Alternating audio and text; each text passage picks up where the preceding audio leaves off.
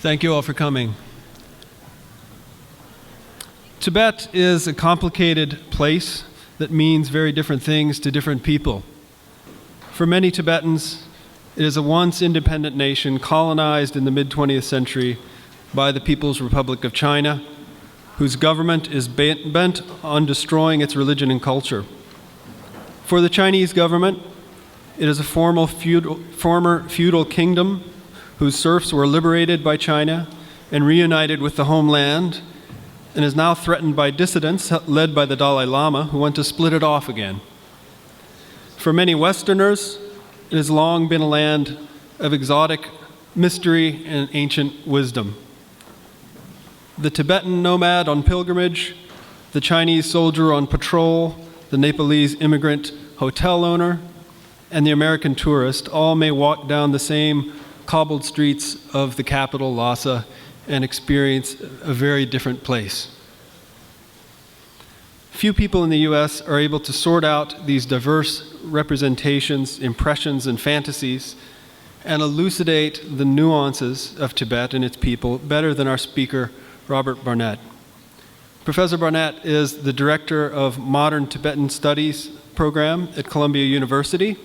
His books include Tibetan Modernities, Notes from the Field, Lhasa, Streets with Memories, and A Poisoned Arrow, The Secret Petition of the 10th Panchen Lama. He's published many articles on modern Tibetan history, Tibetan films and television dramas, women and the politics of Tibet, as well as religious policies, political leadership, oral history, and exorcism rituals in contemporary Tibet. From 2000 to 2006, he ran the annual summer program for foreign students in Tibet University in Lhasa, as well as training projects in Tibet on ecotourism, teaching, and oral culture.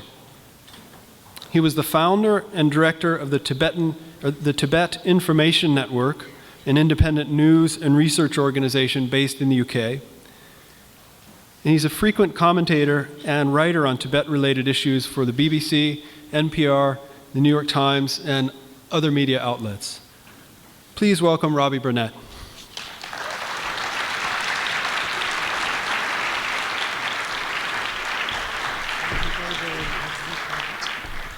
Thank you so much. It's really wonderful to be here. A great pleasure. My first ever trip to Lancaster. Actually, I think my first trip to Pennsylvania. So thank you. Well, my name's Robbie Barnett, as you heard, and I work on Tibet, and I want to talk about a couple of things this morning. Two main issues that are important to me that I'm constantly struggling with. And one is the issue of complexity, which Professor Maman just mentioned, and the other is the issue of perspective. How do we understand a political question in order to encompass the complexity of that question, and particularly, how do we work out what is the perspective of the other side to that question? And of course, that's important because without doing that, without doing both of those, we can't get a solution. And really what I want to talk about today is the kind of questions that we need to be keeping in mind if we're going to work out how to push the two sides towards a resolution, and how to understand why it's taken them so far 60 years to work on a resolution, and so far they haven't got there.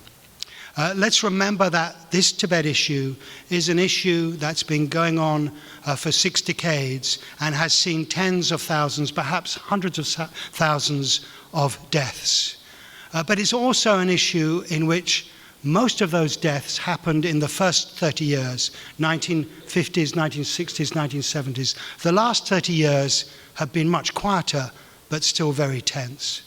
So I'm going to go now through some of these issues and try to introduce them to you. I want to look at Chinese perspectives, Tibetan perspectives, and at why we haven't yet got a solution to this problem. As you can see, if we think about the view from outside, the view from the West, let's say, really the general picture of Tibet in the last 60 years is a picture of repression, occupation, annexation by China, and resistance by the Tibetans. If we look at images that we typically see used in the media, it's images of military hardware entering in Tibet. That's from 2008. Or images there on the front page of the New York Times a couple of years ago when there were a whole spurt of demonstrations in Tibet, soldiers on the streets. And there the idea of resistance, we do read about these singular acts where Tibetans try here to worship the Dalai Lama. They're not allowed to do that anymore. And so here we see a picture of the Dalai Lama in the middle of the grasslands, probably tens of miles from the nearest town, the only place where Tibetans can easily do that. So this is an image of resistance. If we look at the Chinese view in the Chinese media, we see exactly the opposite. We see an image of unity, happiness, contentment, and success. I just took a sort of random copy of the official paper in Tibet a couple of years ago. You can see the officials meeting the soldiers. You can see that the party secretary there is inspecting what says the heroes of the People's Armed Police are developing a new Tibet for us. And then you can see the lower article which says, "Who is it that constructed our homes for us? Celebration of Serf Liberation Remembrance Day." So this is the Chinese view. Of course, every Tibetan in the Chinese paper is very happy and thrilled, and every Chinese is bringing economic development. There's a picture of the last Prime Minister, the Premier of China, Wen Jiabao, a couple of years ago, visiting a Tibetan area, and he's being dressed by grateful Tibetans in a Tibetan robe. Actually, the Tibetan robe was not a usual Tibetan robe. It was a design only used for emperors, which caused a lot of jokes among Tibetans. But you can also see real pictures that you can take as a tourist in Tibet, which is pictures of religious life. Although some Westerners think religion has ground to a halt in Tibet, that's not the case. There is religious life. There are pilgrims in the main temple in Lhasa, and there are people circumambulating the main temple. Religious life does continue, and you can see images here of an image of the Buddha, the Bodhisattva of compassion, on a poster. I took this photo in a little photocopy shop in Lhasa one day, and it shows the Potala Palace with that image. And you can see some images from Chinese TV which do show negative things. And here the negative things is the monkhood. The monks here shown demonstrating on a very rare occasion in 2008. And even rarer, perhaps the only time we know of in the last 30 years, violence by Tibetans directly against Chinese. One incident in March 2008 that was played maybe hundreds of times on Chinese television. So you can see there the view in China quite different from the view in the West. Well, I want to start to complicate this a little bit now by remembering the history. We tend to see the history as being between the Tibetans on one side, the Chinese on the other, the Dalai Lama, the leader of the Tibetans, and Chinese leaders from Mao onwards on the other. Well, of course, it's actually more complex. This is a picture of the Dalai Lama when he was 5 years old in 1940, just when he was discovered and enthroned in Tibet. Tibet was then functionally an independent country. It had signed treaties with the British. It had its own foreign office, its own army, and so forth. But and the Dalai Lama was appointed when he was about 15 to be the ruler. There he is with his family. But by 1950, just the year that he was appointed to be the leader of Tibet, Mao had come to power in China. The Communist Party had taken over, as you know, and the army, the People's Liberation Army, was sent into Tibet to take it over by Mao. And in that period, the first 5 or 6 years of that period, the Dalai Lama and Mao were actually well, you could almost say friendly. Mao brought the Dalai Lama and the Panchen Lama, the other great Lama in Tibet, to meet him in Beijing. The Dalai Lama reported that he quite admired the Mao for his social reforms, and there was a period when it looked like the two sides would be able to cooperate.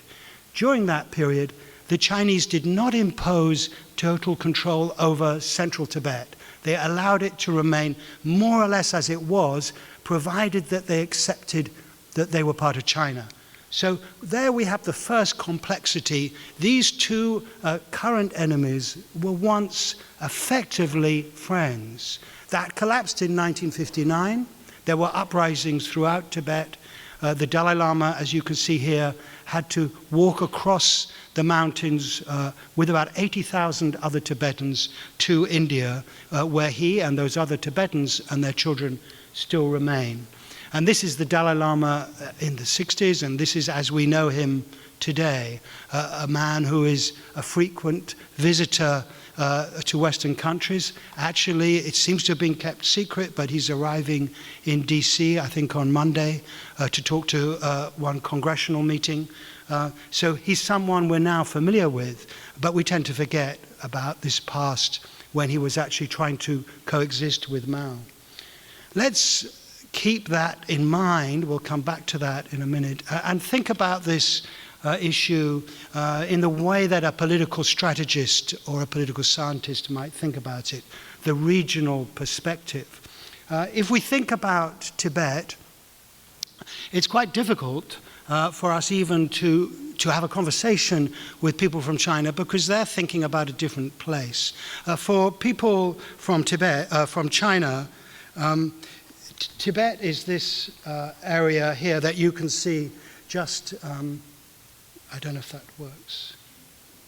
You can see the area marked in red is the Tibet that the Chinese government recognizes when it uses the word Tibet. It's the western half of the Tibetan plateau. But if you look at what Westerners and now exiles tend to call Tibet, they're talking about the entire Tibetan plateau, twice the size of the area that China calls Tibet. So there's a huge difference in the two places that are referred to by name. If we think of that area, Tibet, the central part and the eastern part, as a segment of China's land, it's about 25% of Chinese territory. If we add the other two areas of China that are disputed, where there used to be independence movements, sometimes still are, Xinjiang in the northwest and Inner Mongolia in the north, we're talking about something like 2/3 of Chinese territory. Is areas that in the last century have seen themselves as separate from China. So this is very significant for China's strategic concerns. And those areas, if we look at them in a cultural way, if we look at the Tibetan Buddhist zone, the area where 50 or 60 years ago inhabitants would have seen Lhasa as their spiritual center or Tibetan Buddhism as their religion, you can see that this area is really large. It's really a significant size. It's not a huge population. Mongolians, Buryats, Siberians. You can see in the south, you can see the Himalayan areas, which are a Tibetan Buddhist religion, Ladakh in the northwest of India. And even in the top corner, does anyone know what that little red circle is in the top? Without reading, oh, I don't say at the bottom, good. Where there's one Tibetan Buddhist area which is technically within Europe, and nobody knows. If you were a Russian specialist, you'd know. This is Kalmykia. Kalmykia is a republic that stayed within Russia after the dissolution of the Soviet Union, which is 50% Mongols who are Tibetan Buddhist, Mongols who moved there in the 17th century. And they're always asking for the Dalai Lama to visit. Moscow does not often allow that. There are other reasons for thinking about Tibet regionally. As a high plateau, it's also the source of water for many areas. In fact, 9 of the great rivers of Asia flow from the Tibetan plateau. And those rivers feed, it's estimated, about 1/5 of the world's population. And as global warming increases, It happens at a rate about 3 times faster on the Tibetan plateau than at sea level. The glaciers are starting to melt. That will produce a rush of water in the next 20, 30, 40 years, and gradually a loss of water for these rivers after that. So you can see that, as we all know, water is going to become a major source of political conflict in coming years. Tibet's going to become increasingly important strategically. And if we think about the other big strategic issues that politicians worry about, where do they get energy supplies from?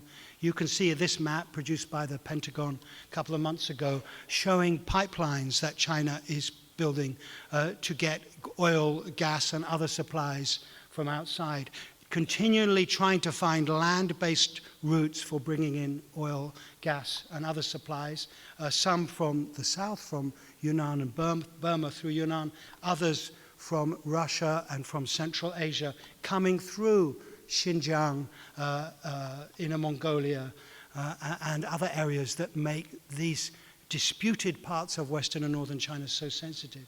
You can see them more clearly there. But it's not just water and energy supplies that make these areas, the vast west of China, important. It's also a military question. There have been several wars between Tibetans and China, sometimes short wars, sometimes longer conflicts. 1950s in Kham, that's eastern Tibet, late 1950s to early 60s in northeastern Tibet, Amdo, and then Lhasa, that uprising that led the Dalai Lama to flee in 59. These were really severe conflicts, perhaps the most serious military challenge the Chinese have faced since the Communist Party came to power within their own territory. And the Americans continued to support Tibetan rebels, guerrilla forces, for about 15 years after the Dalai Lama fled from a base in Mustang. That issue has not completely disappeared.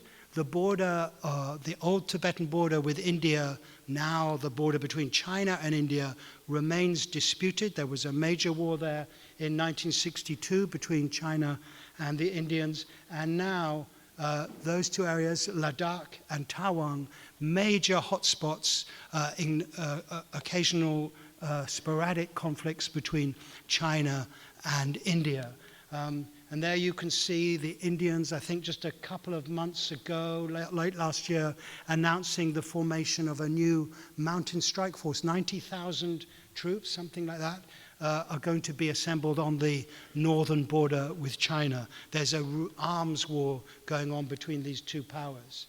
And that's really just the detail. The larger picture militarily is quite worrying. Since 97, 98, Pakistan and India are nuclear powers, so Tibet and Xinjiang is the only nuclear tri-junction in the world, the only place where 3 nuclear powers face each other. Let's look at this now more from China's perspective. You can see from that introduction why China would take issues in Tibet very seriously. You can think of this in terms of peripheries, kind of horseshoe of areas around China that it has to worry about. Those are the inner peripheries.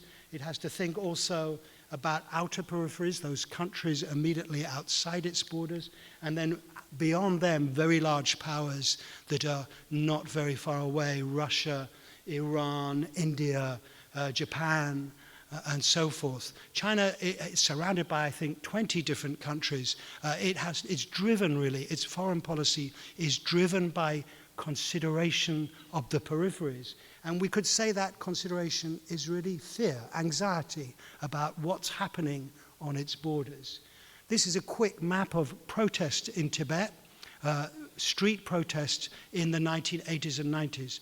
I show it to you just to show how it decreased in the early 90s. Less and less protests happened calling for Tibetan independence, but actually China's concerns and anxiety in Tibet became greater. It appeared to be more aggressive in its controls there. So I want to think about why did that happen?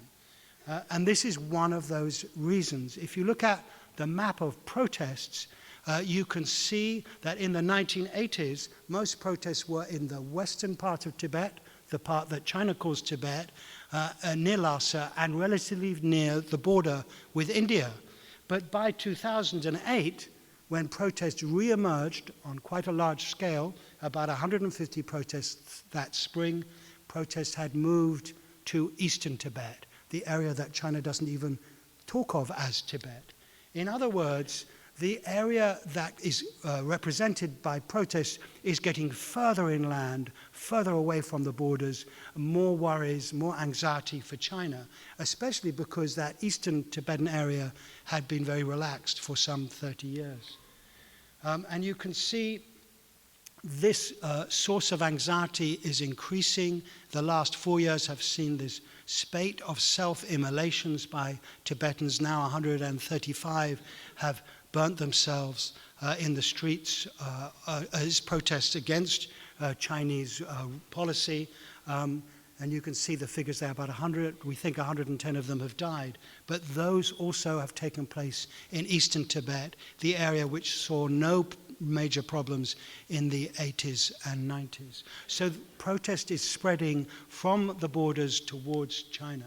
So we can see there why China might have changed its view of Tibet. These are the official statements made over the last 20 years defining the significance of Tibet in security terms for China. It moved from being an issue of stability of the state, then in 2006 being a core interest of China, very significant shift there in policy. And in the last 2 years, it's become a specific item of Chinese policy that you have to bring order to the border regions first in order to bring order to the nation. So you can see how China is seeing this as a serious issue. We can show easily how anxious China is about these border areas. Look at this. 2012, maybe 28, 30 protests in Tibet, probably with a couple of hundred people at most, maybe probably 10, 20 in some cases. China, 160,000 large protests, major mass-scale protests in China. Only in Tibet, and also the other border areas, do we see protests leading to full-scale military or paramilitary mobilization. Tibet's the only area that is banned to individual foreign travelers. So you can see the sensitivity there of protest in the border areas. Well, moving on to China's response. Its response is management, what you might call control. Its response externally, very interesting, it's manage the foreigners. And how do you manage the foreigners? You want to stop them allowing the trickle through of propaganda or support into Tibet. And you do that by persuading governments that if they are going to have any dealings with China, they must state that Tibet is part of China. And then with countries that are in your immediate periphery, that are your neighbors, you get them to say that they will not allow anti-Chinese activities on their soil. With countries that are further away, where you have less influence, you get those countries to say that they oppose Tibetan independence.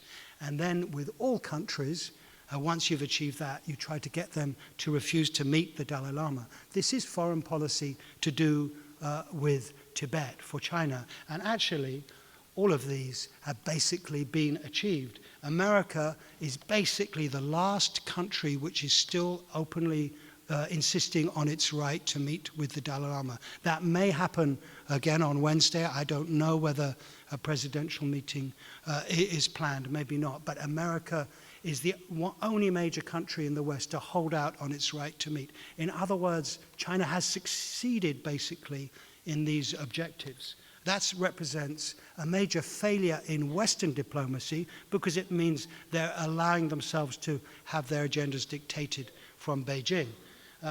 But it's a success for China, and they've been very effective and skillful in getting that. What are the Chinese doing internally? Well, they're basically, besides control, boosting the economy. You can see here what they're trying to do. They're trying to build up GDP and rapid economic enrichment in Tibet and in other areas of China. And they've achieved that. 16 years of double-digit GDP, massive increase in the last 25 years in businesses, consumer society in Tibet, massive increase in the wages for employees, and now among the top average wage for an employee, a government employee of any province in China apart from Beijing and Shanghai. You pay people to be satisfied. And you can see how that compares. It's not really clear. The bottom line is wages for employees in China on average. The top line is wages in Tibet. You can see how it's bigger and getting bigger than the average in China. The rural income, it's way below the rest of China, but it's increasing rapidly as well. They're trying to catch up. There, China average rural is higher. The big race for China in Tibet is to try to bring up rural incomes in the hope that this will prevent unrest in the countryside. And this is starting to happen. They're finally getting money into the rural areas after some 50 years when they failed to do that. They're trying to buy support from the Tibetan population, and it may work. This is what the Potala Palace looked like in the 1930s. It was a mile outside the city of Lhasa. This is what it looks like today. There it is. I took this picture 15 years ago. Lhasa is much bigger now, but you can see that it's a massive conurbation in which the Potala is just an island, and the original old city of Lhasa, that's there. It's another island, now surrounded by a vast modern city. And much of that modern city looks Chinese. That's because provinces like Shanghai are required by the Chinese government to go and spend money building and constructing inside Tibet. And they tend to build things that look like Shanghai. It's not always very attractive, but it is about a boom in wealth. You can see it in these pictures. Well, we have to remember that this doesn't look incredibly progressive and sensitive culturally to us as outsiders, but it does look both of those things to China. In fact, if you look at Chinese rhetoric over the last 60 years, it's the rhetoric of gifts, of giving to people who were lacking. And you can see what those gifts were. In the beginning, they were giving Tibet self-rule. Remember, the Dalai Lama was allowed to continue to rule in Tibet for the first 8 or so years. And then when the Dalai Lama fled, they began very, very aggressive land reforms, socialist reforms, tax on landlords and so on, as with the rest of China. That's the gift of socialism. And then after Mao dies, when communism is effectively abandoned, we have the gift of the household economy again, and now we have modernization and being a member of a rising world power. These all appear from the China perspective as gifts being given to a backward place. You can remember how Americans thought of the empty place that they're entering into. It's a bit like this view. And of course, it's seen differently perhaps by many Tibetans. These gifts come at a cost. And those costs are erosion and problems for language and culture and so on. If you look back at that picture, which is mainly karaoke bars and restaurants and brothels and so on, that's what flourishes when you first inject money into a new economy. You can see that almost all the signs there are in Chinese because most of the shops and karaoke bars are Chinese owned or Chinese run. And actually, the Chinese have a very good law in their autonomy regulations, which require all signs, all public signs to be in both languages, or both of the same size. But you can see, you probably can't see the Tibetan in those signs, it's too small. So that really is an actual representation of what happens when you inject an economy with growth this fast. Even if you have good laws on paper for bilingual use, they don't happen in practice. And you can see there, if we look at the income gap between the urban and rural, it's actually very wide. You boost the cities much faster than the towns. And you can see here how that boosting is done. It's done entirely by government subsidies. The purple bars are subsidies from Beijing and other provinces. And the little blue bars at the bottom are the actual income of the economy. There's no actual productive economy there in Tibet so far. There will be, because now they're building roads and railways, they will be able to open mines and actually get value from mining. So this will gradually change. But at the moment, it's a subsidized bubble economy. What's the result of pouring money into the marketplace in cities? The result is demographic transformation. You start to attract in outsiders who are entrepreneurial, and you get a vast influx, or in this case of non-Tibetans, probably Chinese mainly, who come into the areas. Now, if we look at the other former disputed areas of China, Xinjiang and Mongolia, you can see that they already have completely changed demographically.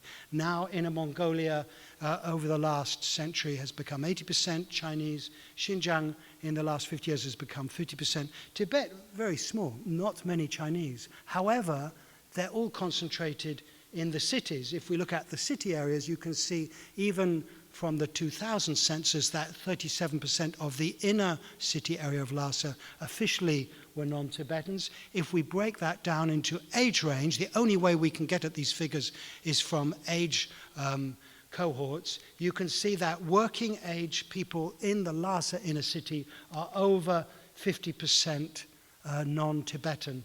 And if we look at males, it's more than that.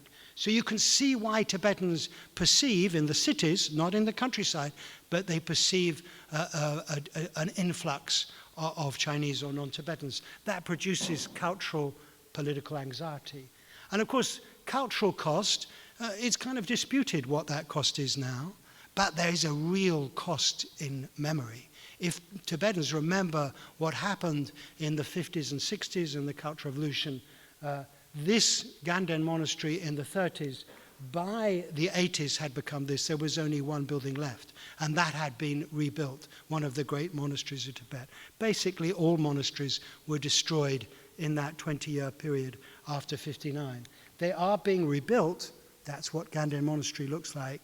When I was last allowed there about 8 years ago, and they look quite lavish, but there are very few monks now and very heavy restrictions. So if you remember the past as a Tibetan, or you know about it from your parents, you are aware of a huge cultural and religious cost in the previous 60 years, which of course Chinese people wouldn't be aware of that. They probably wouldn't know that history. Ideology constantly being pushed at you in Tibet on television, old leaders talking about how they generously liberated the Tibetans. What's described as the model song for Tibet is a song about a PLA soldier helping a Tibetan woman do her washing.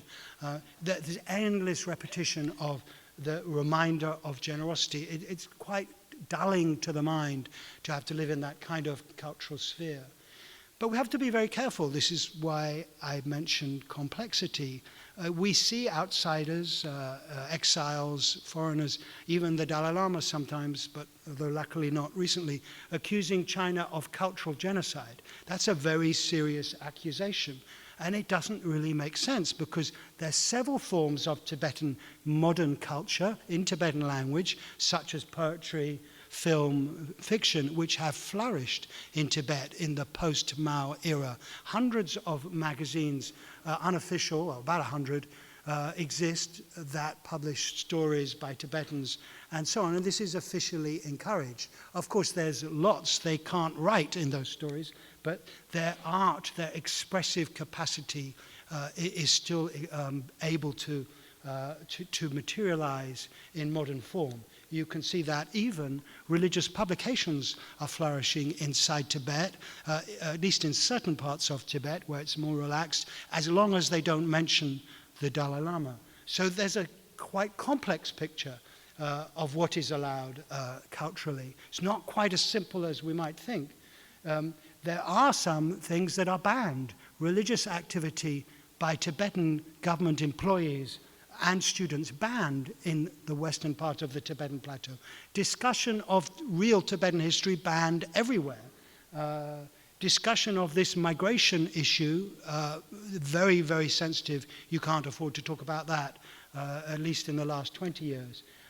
Prayers to the Dalai Lama also banned. So it's a mixed picture. It's not easy to characterize in a single generalization. But I want to look to help us cut through that complexity at the specific.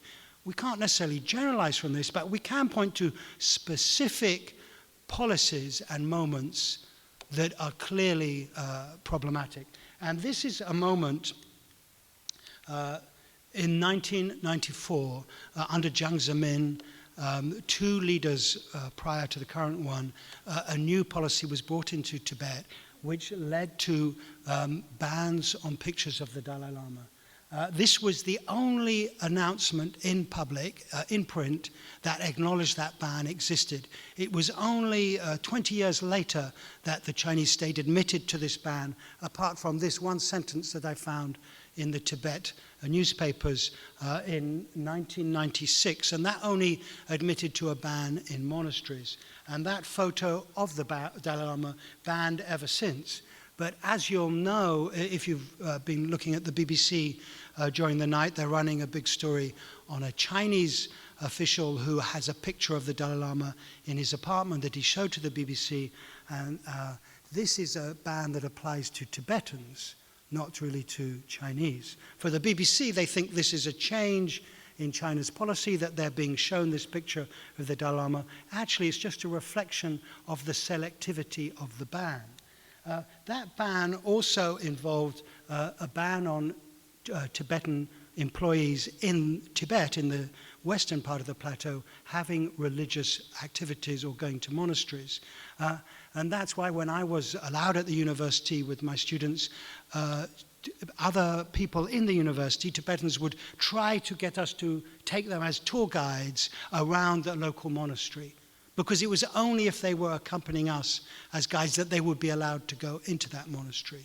But they also were not allowed to tell us that there was a ban. That ban is nowhere written down and nowhere acknowledged. You can sort of see it from signs. I showed you this picture of people queuing to go up to enter the main temple in Lhasa, the Jokung. If you look more carefully, you can see that some of them are covering their faces. Many people cover their faces in Lhasa in the summer because of the dust, but actually she's covering her face because she works for the government. She doesn't want to be recognized going into a temple or monastery because she could lose her job.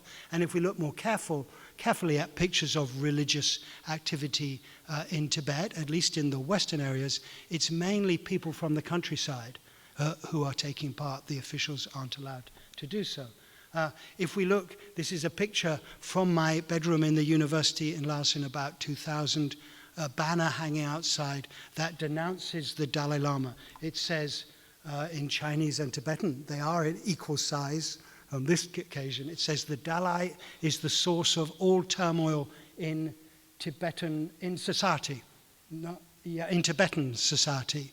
This is one of 4 slogans that everyone had to learn and recite at that time. And you can see, interestingly, if you study Chinese political history, you can see the first 2 letters are in black. And those first 2 letters are the words Dalai. It's spelt incorrectly in Tibetan, actually.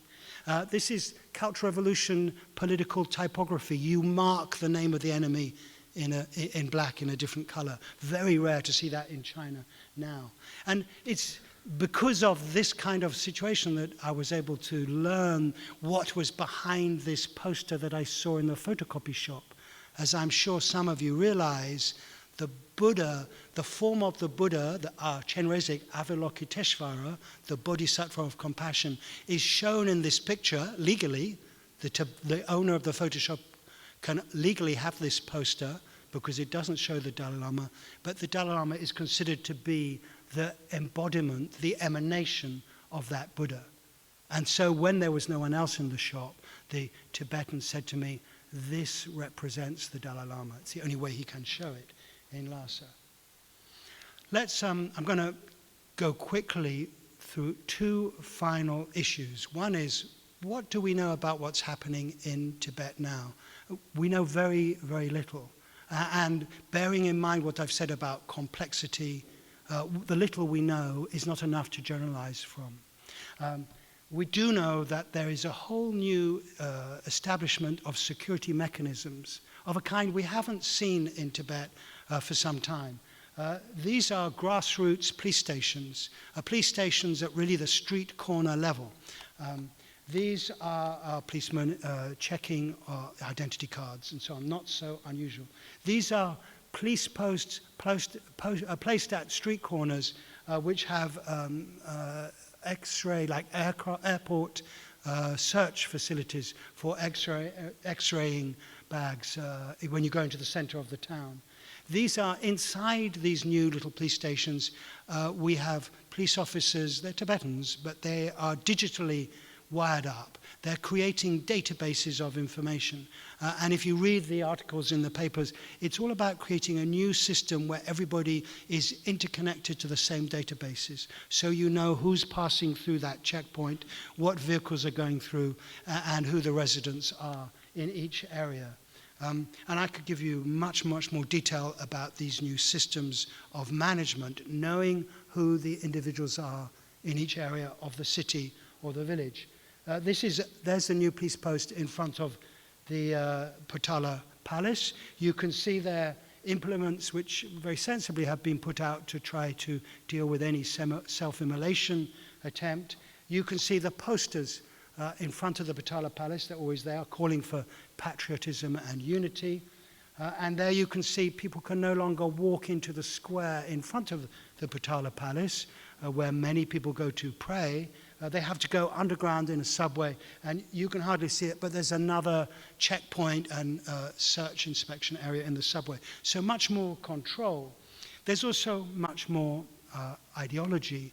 Here, every village has been required to put up posters showing Mao and the three successors of Mao, or four now, Deng Xiaoping, Jiang Zemin, Hu Jintao, and now Xi Jinping. They have to put them up.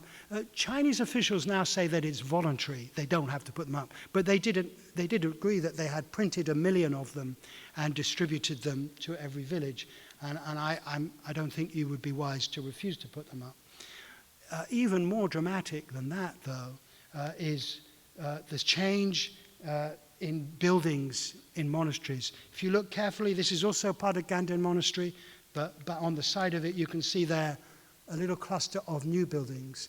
This is happening in maybe many monasteries. All monasteries now have to have, since 2011, a full-time permanent cadre force, party officials who run that monastery and live in the monastery. That's a huge change for China. China has always said the Communist Party does not interfere directly in monasteries in the post-Mao era. That's all changed now in Tibet. So we can see, we don't want to draw too much conclusion from this, but we can see that there is the construction of a new kind of surveillance state where the state knows who people are, where they are, video cameras, and so on. That doesn't mean necessarily that people are unhappy, persecuted, or this kind of, we mustn't jump to dramatic conclusions, but it means there's a very different kind of society from the ones we're used to. And then finally, what does this tell us about for solutions? Well, in thinking of the diplomatic question, it's worth looking back again at the history and how that must seem to the players. That history shows that this issue basically was one of warfare, military conflict in the first 20 years, 30 years, and has been one of street protests since. And we can see that the Tibetan objectives of the Dalai Lama, originally very mild, cultural autonomy, then very strong independence in the military period when they were backed by the Americans, and then now moving gradually towards the idea of autonomy. The Dalai Lama now saying since at least the 90s and technically since the 70s, he will accept Tibet being part of China if it has a high degree of autonomy. We can also see that the level of violence in Tibet in the post-Mao era, very low. This is not Palestine or Chechnya or the Congo. There are only a small number of deaths. They're almost all on the Tibetan side, but luckily it's in the hundreds rather than the thousands. Violence by Tibetans also pretty low. There have been a few bombings, but the numbers are very small, little explosions. Even in 2008, when there were major protests, as I showed you, across Tibet, only that small proportion, about 20%, involved any violence, and only 2 of those involved violence against Chinese civilians. In fact, this is a fairly typical protest now, just people sitting down quietly and praying. This is after a self-immolation 3 years ago. So this suggests something that's very important and that is easily lost. This is a low-level conflict. It's a conflict that could deteriorate very fast. It's almost certain to deteriorate very fast once the Dalai Lama dies, if a solution hasn't been reached with China, but it's not at a high level of conflict at the moment. There are very, very few reports of ethnic violence between Tibetans and Chinese. That means it could relatively easily be solved on paper if there is political will. And finally, I want to show you an indication of that. This is the most senior of the Tibetans to have self-immolated in this horrific, I think really a tragic new form of protest that's been happening. A Lama from eastern Tibet called Lama Sopa, and he did a very unusual thing as an intellectual. Most people are countryside people, maybe not strictly literate, who do this, but he left a tape recording that his followers sent out. And if we look at that tape recording, we can see that it refers, like almost all immolators do, to wanting the Dalai Lama to be allowed to return. That doesn't mean he has to be a political leader. They just want him back as perhaps a spiritual figure. And it also means what he talked about in his statement is about issues of religion, education, and language. And that's what we find in most statements that have been sent out or discovered from people who've died or tried to immolate themselves in the last 3 years. This is very significant. These people are not making a political demand about independence or about political structure. They're making demands for cultural autonomy. In other words, they're very close to what the Dalai Lama is arguing for. They're not suggesting whatever they may feel or hope for. They don't ask for any split or any separation of Tibet from China. That's another important indicator that this is a conflict at a low level of intensity that should be relatively easy to solve. And you can see the Dalai Lama making statements here, a statement last year, which are about realism, about compromise, about pragmatism, not asking for ideological or major political demands. He's given up the demand that the political system in Tibet should be different from that of China, and of course he accepts it being part of China. So this is where we come to where I began. Why can't this issue be solved? Well, there we have to go back to the issue of perspective and the issue of complexity. From the Chinese point of view, the Dalai Lama is a very complex figure. At times he's been a friend, at times he's been an enemy. At times he's asked for independence. In the last 30 years he's asked for autonomy. This is, and from the Chinese point of view, they are giving gifts to the Tibetans and they are being accused of aggression. So there we can see a fundamental problem of difference in perception and understanding that we can characterize as structural mistrust. It's only if that issue of distrust, which exists on both sides equally maybe, only if that can be solved, that we can have a hope of seeing a solution to this issue. Thank you.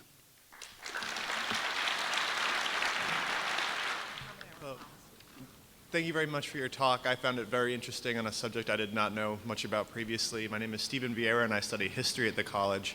And while I was very intrigued by your description of the internal situation for Tibet in terms of solutions moving forward, I was wondering if you see a role for the international community in coming forward to help remediate this issue. Thank you. Yeah, the international community, it does have a role, but the problem is whenever the international community gets involved, it tends to exacerbate Chinese feelings of pride. because, of course, China has been constructed as a new nation on the basis of the history of what it regards as humiliation by Western powers. So criticism by particularly Western countries does appear very provocative to Chinese people. So it's very difficult to do. Now, I think the answer is it has to be done very skillfully. If Western countries don't raise the issue, maybe nothing will happen. But if they raise it too aggressively or too insensitively, the issue gets much worse. And that has happened. So they have to learn somehow how to handle Chinese diplomacy in a sophisticated, balanced way. They have to recognize that Chinese diplomacy is in the communist tradition, where you use bluster. You threaten, essentially, verbally, that there will be terrible consequences, say, if a president meets the Dalai Lama. Those consequences very rarely happen. It's really a kind of a game of bluff. And the Western countries, especially Western Europe, not so much America, have completely misread this kind of rhetoric. So they need to realize that this is a kind of diplomacy. They have to be fairly robust, but they shouldn't be aggressive in working with China. One of the ways they can do that is to try to reassure China about two things. One is outside countries have real interest in maintaining security in Tibet, because it's going to affect warfare and prospects and security in the region. It's not just that they love Tibetans or have exotic romantic views about Tibet. There's a real political reason. The other factor is they have to assure China they want to see peace and stability, and they want to see cultural growth. They don't want to see fragmentation in China. So they need to assert those things without entirely deserting the Tibetans and giving up on the Tibetan demands for rights and so on. Thank you. Thank you. Yes, thank you for your talk. While you were talking, I had to draw some parallels between what's happening in Tibet and China, with China, and what America did with its indigenous population of Native Americans, and our attempt to destroy their culture, their spiritual culture in particular. And I think in historic perspective, we believe that that's entirely wrong. And if that's what the Tibetans are asking, that their cultural traditions be preserved, do you think it's fair to make the judgment that we should, as enlightened people in historical perspective, also make this call that this is totally unjustified what China's doing? They are obviously, in my perspective, the aggressor nation. When I see pictures of tanks on the Chinese side and sticks on the side of the Tibetans, I don't see a comparison there between what is called protest and that form of aggression that the Chinese displayed. So I guess the question is, shouldn't we really be making a stand here for the people who have been obviously suppressed? Well, the answer is we should. But the second answer, the rider to the answer, is we have to do it carefully. We have to do it in sophisticated and effective ways, because if the objective of the stand is to get a solution, we have to find a way to make the stand that promotes the solution. And that means finding ways of communicating what you just said that don't antagonize and make the situation worse. So this is where the study of complexity and perspective comes in. And so it doesn't mean that we don't assert values of rights, and it certainly doesn't mean that we don't offer to point out what we have done in our own histories of colonialism, cultural domination, and so on. These are histories that we should be sharing much more actively than we do. But we have to do it in a way that recognizes that we have made those mistakes ourselves and are still making them all the time. Well, as China being a major producer of economic goods, we don't have any qualms about enforcing or putting sanctions on, like, Iran, for instance. We're the largest consumer economy in the world. I personally I try not to buy Chinese products for that very reason. So, gee whiz, I mean, why not? I mean, why can't we, as consumers here, we should not, I personally boycott Chinese products whenever possible. So, yeah, there's no, the question there is, I think it's simply, well, it's not simple, but it's partly a pragmatic question. Getting a whole nation to boycott Chinese goods really, really difficult. That's the first issue. You want to think about politics in terms of practical outcome. So that's the first problem. The second problem is also practical. It doesn't necessarily communicate the message that you want to communicate. It might communicate the message to China that Americans are anti-Chinese and they hate us, or they're anti-communist, or they're jealous of us because we're a rising power. They may not even see the Tibet issue in there. They may not get any of your message about rights. So, in other words, we have to try to choose a method that is focused, that communicates the message. If the message is about rights, we need a method that communicates that. Otherwise, message gets blurred. The other side, it will be manipulated by the other side as saying, these people are all anti-Chinese, they're just hegemonists and so on. So these are practical questions. We're not discussing ideology here. We have to get beyond our emotional attachment to what we want to achieve, what we'd like to do, to try and work out what will actually maybe help achieve that. So no difference between us in fundamentals, but in practice, when we go to our political leaders, we need to give them things that might work. thank you. Thank you very much. Any other? Oh, great. Hello. And thank you for your presentation. So my question is about ethnicity. When we see the concept of nation, the concept of state doesn't match, we often see conflicts. So in the case of Tibet, the majority of people there are Tibetans, and they have their own culture, they have their own language. So I'm assuming that's why they want independence. And you've mentioned that Chinese government has used economic boost to solve these kind of questions.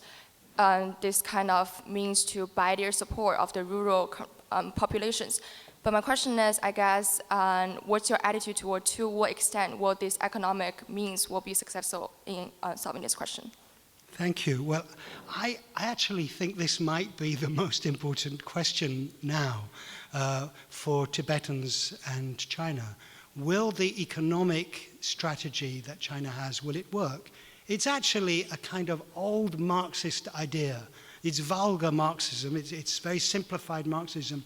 If you increase the economic wealth of a population, Marxists of a certain kind argued that belief in religion will disappear and belief in local nationality will disappear. So this is what China is gambling on. What I think is happening in Tibet now is that the economy is improving and people are going to get less involved in protest because they have jobs and families and investments. They don't want to lose them because they'll go to prison. This is why most protests were by monks and nuns, because they have no dependents, no property, nothing to lose. Now there will be less protests because of richer people, but it won't mean less belief in nationality or less belief in religion. The Marxists were wrong about that. All the sociologists say that as economy levels increase, so do people's concerns about identity, distinctiveness, culture, religion, and probably nationality. So it will give China a short-term breathing space, but not a long-term solution. Okay, thank you so much. Thank you. Please. Hello. Okay. So, yeah, thank you for being here. It's such a great lecture so far. And I just want to introduce myself a little bit first, because I think my identity can add another perspective to this lecture. So I'm a Chinese citizen, and I'm sure there are a lot of Chinese students here as well, or other schools in America. But yeah, and I'm minority as well. I'm not normal Han. I'm Manchu. And you know, my parents been traveling around China a lot. Actually, I visited Mongolia, Inner Mongolia, multiple times, but not Tibet, honestly.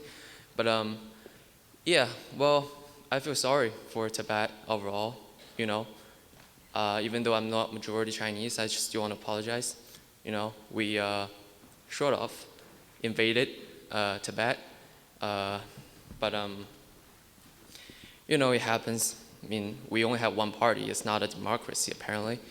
And it's not only Tibet, I think overall, it's also the whole China, the situation itself. So we're talking about culture-wise, how the Chinese Communist Party has kind of, invaded Tibet and just integrate the Han culture into it. And it's not in Tibet, like you said. There's Inner Mongolia, there's Xinjiang, there's other culture as well. And it's not a democracy. It's not surprising. But the other thing I want to add to this lecture is that the Dalai Lama is, think about him, he's a political leader, right? So he is technically an emperor. Emperor, correct? So think about it. When he comes back to power, okay, he said that he's not going to come back to power, like politically, he's not going to overrule the Chinese Communist Party, but think about it. What if he rules Tibet? What is it going to be? Is it going to be a democracy? I don't really think so. But the situation right now is not that good, but it can be worse, in my opinion. Thank you. Let me answer one of your comments. Yeah. He has set up a democracy in exile. He's not only abdicated from his role as a political leader in exile, he's now just a spiritual leader, but he's also ordered his exile government to secularize. It's not allowed anymore to have a religious leader. No future Dalai Lama will be a leader there either. So he seems to be very committed to democracy as far as we can tell. Yeah, that is true, but it is really hard for. Sorry. To take up your larger points, I think you make a very good point. China isn't a democracy, and it doesn't have to answer to the same expectations as a democracy. But I think the underlying argument that is going on within China and about China is very difficult for China to develop and to continue to develop as a major power, and it is now the second major power in the world, unless it becomes more democratic in some ways. I agree. Yeah. I totally I'm not agree. saying this politically, Yeah. I'm just saying practically, it's not going to be able to handle a downturn in the economy unless it has channels for people to express complaints. So in a way, it's in China's interest to try to work out solutions with its border peoples. I totally agree. I think that is a huge problem going on in China. But,